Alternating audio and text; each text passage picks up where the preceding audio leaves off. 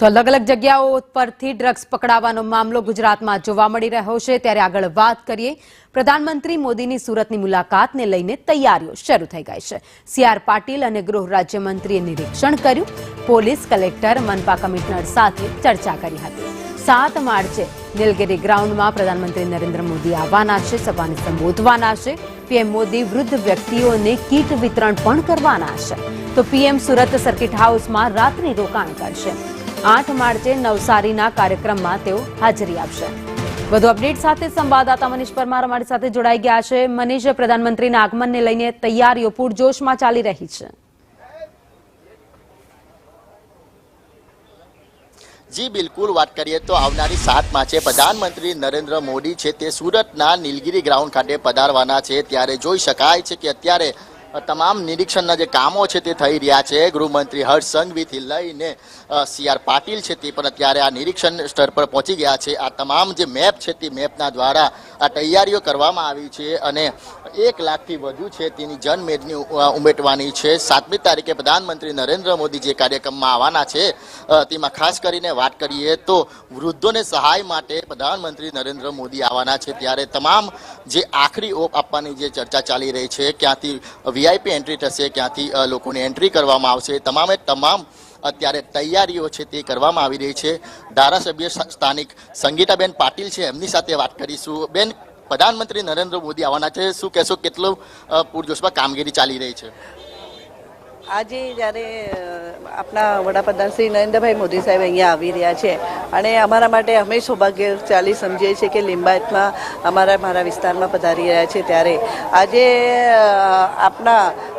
કેન્દ્રીય જલશક્તિ મંત્રી શ્રી સીઆર પાટીલ સાહેબ અને ગૃહ રાજ્યમંત્રી શ્રી હર્ષભાઈ સંઘવી સાહેબ અહીંયા આવ્યા હતા અને એમની મુલાકાત લીધી હતી કેવું કામ ચાલે છે કેવું નહીં આજે અમારા બધા જ કોર્પોરેટર મિત્રો સાથે બધા જ કાર્યકર્તા અહીંયા છે ઉપસ્થિત છે આ પુરવઠા જે અનાજ વિતરણનો જે કાર્યક્રમ છે એ સરકારી કાર્યક્રમ છે પણ મોદી સાહેબ આવતા હોય ત્યારે લોકો પોતાનો કાર્યક્રમ સમજીને બધા જ અહીંયા ઉમટી પડતા હોય અને અહીંયાના લોકોને મોદી સાહેબને એક ઝલક જોવા માટે લોકો આતુરતાથી એમને જોવા માટે ફૂલ ચિક્કાર લોકો અહીંયા ઉપસ્થિત રહે છે લાખોની સંખ્યામાં મને એવું લાગે છે બેન નીલગિરી ગ્રાઉન્ડ પર બીજી વાર આવી રહ્યા છે કેટલી પબ્લિક આવશે અહીંયા ગાડી મને એવું લાગે છે કે જે વડાપ્રધાન બન્યા પછી મોદી સાહેબ લગભગ 4થી વાર આવી રહ્યા છે અને સીએમ હતા ત્યારે 4-5 વાર અહીંયા આ જ ગ્રાઉન્ડમાં આવી ગયા છે એટલે આ ઐતિહાસિક ગ્રાઉન્ડ છે અને એટલા માટે અમે અમારે પોતાની જાતને સૌભાગ્યશાળી માનું છું કે આપણા વિસ્તારમાં આવી રહ્યા છે આપણા વડાપ્રધાન શ્રી લખુલાડીલાલ બિલકુલ તો નીલગિરી ગ્રાઉન્ડ ખાતે આવી રહ્યા છે તમામ સરકારી કર્મચારી અને પોલીસ અધિકારી સાથે ચર્ચા કરવામાં આવી રહી છે ત્યારે પોલીસ અધિકારી ડીસીપી સાહેબ ગઢવી સાહેબ છે એમની સાથે વાત કરી ડામોર સાહેબ છે તેમની સાથે વાત કરી સાહેબ શું કહેશો કઈ રીતનું આખું આયોજન હાલમાં માનનીય પ્રધાનમંત્રી શ્રી પધારવાના હોય એના માટે અત્યારે આયોજન થઈ રહ્યું છે જેના માટે કઈ રીતના પબ્લિક આવશે એ કઈ રીતના અમે સિક્યુરિટી જાળવશું તમામ બાબતે અમે અત્યારે મિટિંગો કરી રહ્યા છીએ અને એ પ્રકારનું આયોજન કરવામાં આવી રહેલ છે અને વ્યવસ્થિત રીતના લોકો આવી શકે અને સિક્યુરિટી પણ યોગ્ય જળવાય એ પ્રકારનું પ્રોપર પ્લાનિંગ થઈ રહ્યું છે બિલકુલ તો કલેક્ટર સાહેબ સૌરભ પારગી સાહેબ છે તેમની સાથે વાત કરીશું સાહેબ કઈ રીતના આખું આ આયોજન જે અમે અત્યારે માનનીય મંત્રીશ્રીએ પણ એમાં રિવ્યૂ લીધું છે એન્ડ પ્રોસેસ કરીએ છીએ અત્યારે જે પણ માનનીય પીએમ સાહેબનું જે ફંક્શન છે અન્ન સંતૃપ્તિકરણ યોજના માટેની એના માટેની જે આખી તૈયારીઓ છે અહીંયા ચાલી રહ્યું છે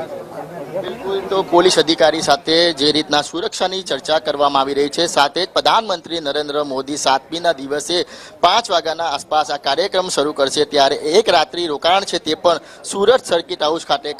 કરવાના છે સાથે જ વાત કરીએ તો 8મી તારીખે નવસારીમાં એક કાર્યક્રમ છે ત્યાં અંગારી જે હાજરી આપશે એટલે પ્રધાનમંત્રી નરેન્દ્ર મોદી છે તે સુરતના નીલગિરી ગ્રાઉન્ડ ખાતે આવવાના છે ત્યારે જોઈ શકાય છે કે ભવ્ય જર્મન શેપનો જે મંડપ છે તે બનાવવામાં આવ્યો છે 1 લાખથી વધુની જે જનમેદની છે તે ઉમેટવાની છે પ્રધાનમંત્રી નરેન્દ્ર મોદી 2022માં આવ્યા હતા ત્યારબાદ ફરીથી આ ગ્રાઉન્ડ પર આવવાના છે લોકોમાં ઉત્સાહ જોવા મળી રહ્યો છે અનાજ વિતરણનો કાર્યક્રમ છે ત્યારે સુરતમાં પ્રધાનમંત્રી નરેન્દ્ર મોદી આવની 7 તારીખે આવવાના છે ત્યારે તેની તૈયારીઓ છે તે પૂરજોશમાં ચાલી રહી છે અને તમામ જે રૂટ અને મેપિંગ છે તે અત્યારે ચકાસવામાં આવી રહ્યા છે જી આભાર માહિતી માટે